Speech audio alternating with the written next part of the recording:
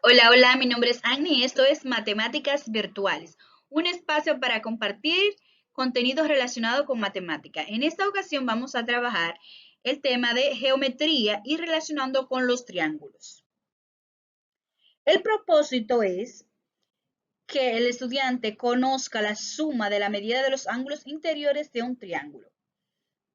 Entonces vamos a hacer una serie de indicaciones en las que vamos a ir descubriendo cuál es la suma de la medida de los ángulos interiores de un triángulo. Como saber previo, tienes que tener en cuenta que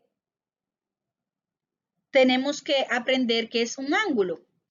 Un ángulo es una amplitud o abertura que está compuesto de un lado y un vértice, ¿verdad?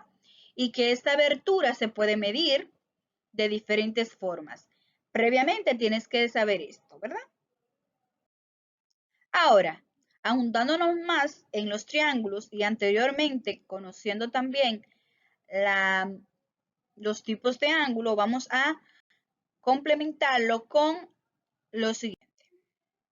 Recordemos, un triángulo es una figura geométrica, un polígono, que tiene tres lados, tres ángulos y tres vértices, ¿verdad?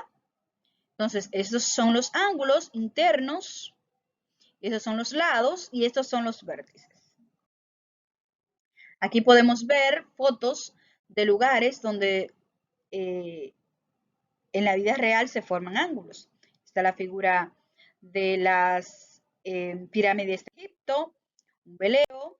Aquí tenemos también una señalización de tránsito. Aquí en esta parte aquí se da el paso. Y en este puente podemos ver que se forman diferentes tipos de triángulos.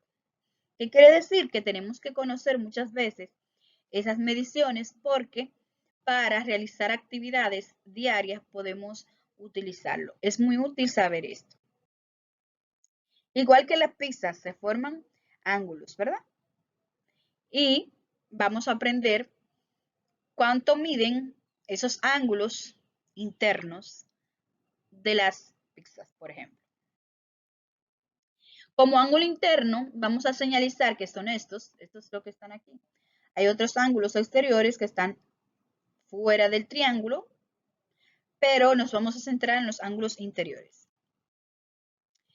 Entonces, principalmente lo que vamos a es asumir un teorema matemático en la que la suma de la medida de los ángulos interiores de un triángulo es 180. Es decir, que siempre va a ser 180. Si usted tiene un triángulo, tiene obligatoriamente que ser 180, la suma de la medida de los ángulos interiores. Esto es un teorema fundamental del triángulo.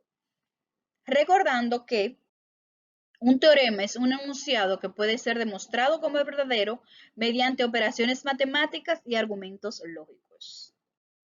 Entonces, lo que significa es que el ángulo 1 más el ángulo 2 más el ángulo 3, pues obligatoriamente tiene que dar 180. Aquí, por otro ejemplo, un gráfico, 25 más 120 más 35 es igual a 180. ¿Qué significa? Que, por ejemplo, si tenemos dos ángulos, ya sabiendo dos ángulos, podemos ubicar el tercer ángulo o conocer su medida. Por ejemplo, aquí tenemos un ángulo de 60 más otro ángulo de 60. Pues entonces, como los tres miden 180, pues ya podemos, sumando estos dos, podríamos saber cuánto mide ese tercer ángulo. Lo sumaríamos y entonces, ¿cuánto faltaría para llegar a 180?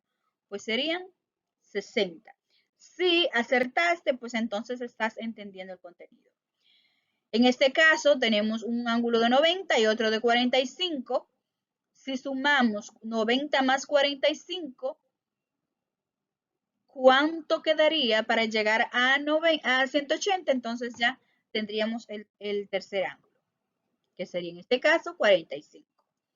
Y por último tenemos 70 y 80, pues entonces, completaríamos 70 más 80, sería